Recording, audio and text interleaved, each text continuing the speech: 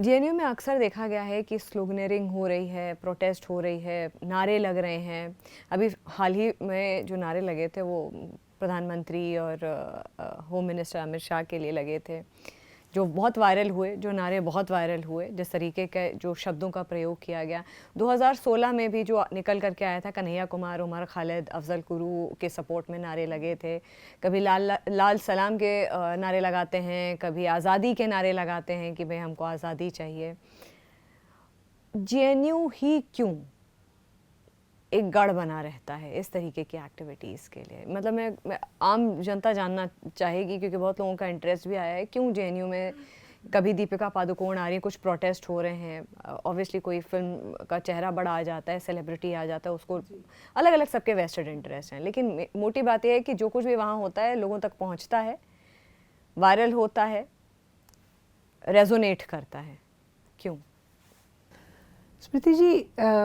जवाहरलाल नेहरू विश्वविद्यालय जो है वो भारत के सबसे जो मैं कहूँगी प्रतिष्ठित विश्वविद्यालयों में से एक विश्वविद्यालय, इसमें कोई दो राय नहीं है। और वहाँ बहुत ही अच्छा शोध, मतलब जो एक विश्वविद्यालय से अपेक्षा होती है कि वहाँ अच्छा शोध हो, और इस तरह के एक बहुत बड़ा जो वहाँ पे शिक्षकों का, विद्यार्थियों का वर्ग है, वो बहुत अच्छा अपना काम कर रहा है, जैसा कि हर किसी जो एक अपेक्षा होती है किसी विश्वविद्यालय से। लेकिन एक विषय जो जेएनयू के साथ रहा कि वो वहाँ अगर आप देखें कि इसकी स्थापना से लेकर, जेएनयू की स्थापना से लेकर यहाँ पर जो पूरा एक, क्योंकि इसका एक राजनीतिक पहलू भी है, क्योंकि राजनीतिक पहलू ये है कि जब कांग्रेस की सरकारें आई तो उनमें जो शिक्षा जो था वो कहीं ना कहीं उन्होंने पूरी तरह से जो देश की वामपंथी पार्टियां हैं जो उनके सहयोग में थी उनके हाथों में सौंप दिया था। और उसके कारण जो यहाँ की जो पूरी शासन प्रणाली बनी उसमें जिस प्रकार के डोमिनेंस रहा जिन लोगों का, उन्होंने इसको कहीं ना कहीं एक इस तरह से एक इंस्टीट्यूशन के रूप में जो इसकी छवि बन गई कि वहाँ आप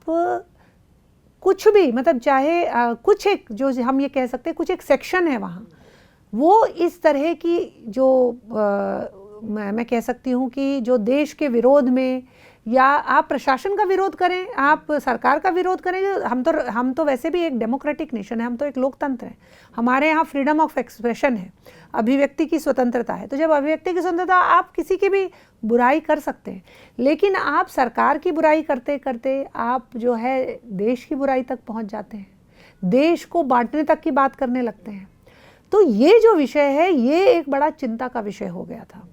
और यही कारण था कि वहाँ एक बड़े लंबे समय तक जो एक भारत सरकार के प्रावधानों में भी जो शिक्षा व्यवस्था के जो मानक दिए हुए थे, जो पैरामीटर्स दिए हुए थे, उन पैरामीटर्स के आधार पर भी वहाँ एक आप ये कह लीजिए कि उन्हें माना नहीं जाता था, उल्लंघन हो रहा था। हाँ, जैसे उदाहरण के लिए आपको एक शिक्षक है, वो पीएचडी के स्टूडेंट, उसका एक लिमिट है, ऐसा नहीं है कि आप 100 विद्यार्थियों को अपने अंतर्गत ले सकते। एक प्रोफेसर है वो 8 अपने अंडर स्टूडेंट ले सकता है, एक जो असिस्टेंट प्रोफेसर है वो कुछ एक संख्या ले सकता है। लेकिन वहाँ किस प्रकार की व्यवस्थाएं चल रही थी कि कोई लिमिट ही नहीं थी, एक एक व्यक्ति के पास कितना पीएचडी स्टूडेंट है, आप उसको डी रजिस्टर करिए, फिर कुछ दिन बाद फिर से रजिस्टर कर लीजिए, फिर आप एक तरह से वहाँ पे जो है शोधार्थी नए हो गए। और इसीलिए एक तरह से मतलब समाज में एक तरह से उसका एक नैरेटिव, इतनी अच्छी यूनिवर्सिटी और उसका जो नैरेटिव क्या जाने लगा समाज में कि वहाँ बार बार विषय आना कि भाई ऐसे कैसे है, वहाँ पे इतने लंबे लोग वहाँ रह रहे हैं, उनके वहाँ से वो उनका जीवन चल रहा है, शादी विवाह हो गए, बच्चे हो गए, और वो पीएचडी करे जा रहे हैं, मतलब पीएचडी कब पूरी होगी। तो इस तरह के जो प्रावधान उनके कारण, और जो समाज में सामने आया, जैसे अभी आपने बताया कि किस प्रकार से, लेकिन क्या है कि ये अब एक ये फ्रिंज है, वहाँ पे एक फ्रिंज एलिमेंट रह गया है। ये कोई भी जेएनयू के मुख्य धारा से जुड़ा हुआ मुझे तो नहीं, मतलब बाहर से जो मैं देख रही हूँ तो मुझे तो ये कहीं अब एक वहाँ की मुख्य धारा का भाग नहीं लगता, ये एक वहाँ फ्रिंज एलिमेंट है। वहाँ कुछ लोग हैं जो किसी कारण से, अपनी कुंठाओं के कारण से जो है इस प्रकार की जो प्रधानमंत्री के लिए अपशब्द कहना या पूर्व में देश के टुकड़े करने की बात करना। मुझे लगता है कि आपने बोला कि राइट टू स्पीच सबका अधिकार है, सबके लिए बनाया है, प्रावधान है संविधान में, कॉन्स्टिट्यूशन पूरा देता है, कोई बात नहीं, आप आवाज़ उठाए, हर देश में ऐसा होता है, आप आवाज़ उठाते हैं। लेकिन दिक्कत वहाँ पे आ जाती है, जैसा कि आपने बहुत क्लियरली बोला कि जब आप वो जो एक थिन लाइन है उसको क्रॉस करके आप देश की ही बुराई, मतलब आप भारत तेरे टुकड़े होंगे इस तरीके से आप बात करते हैं, या आज़ादी के इस तरह से नारे लगाते हैं, जो एक एंटी इंडिया एक पर्सपेक्टिव है वो बाहर तक पहुंचाता है। क्योंकि इसमें बहुत सारे फैक्टर्स हैं, क्योंकि फॉरेन फोर्सेस जिस तरीके से इस वक्त भारत जियोपॉलिटिकली जिस तरीके से प्लेस्ड है, पाकिस्तान, बांग्लादेश, नेपाल, कुछ साल पहले श्रीलंका, बर्मा, म्यांमार, भूटान, जिस तरीके से ओवरऑल जो जियोपॉलिटिकली एक अपहीवल हो रहा है, उसमें ये जो यंगस्टर्स हैं उनका बहुत अहम, ये यूथ ऑफ द कंट्री बहुत अहम रोल है। और जब हम ये एंटी नेशनल एक्टिविटीज़ देखते हैं, क्योंकि सब कुछ जो आप करते हैं बिल्कुल आप आवाज़ उठा सकते हैं एक रेजीम के खिलाफ, क्योंकि अगर एक स्ट्रॉन्ग ऑपोजिशन नहीं होगा तो सरकार स्ट्रॉन्ग नहीं होगी। फिर तो वो वही बात हो गई कि आप एक ऐसे समाज में रह रहे हैं जहाँ पे बस एक ही माई वे और हाईवे वाली बात है। लेकिन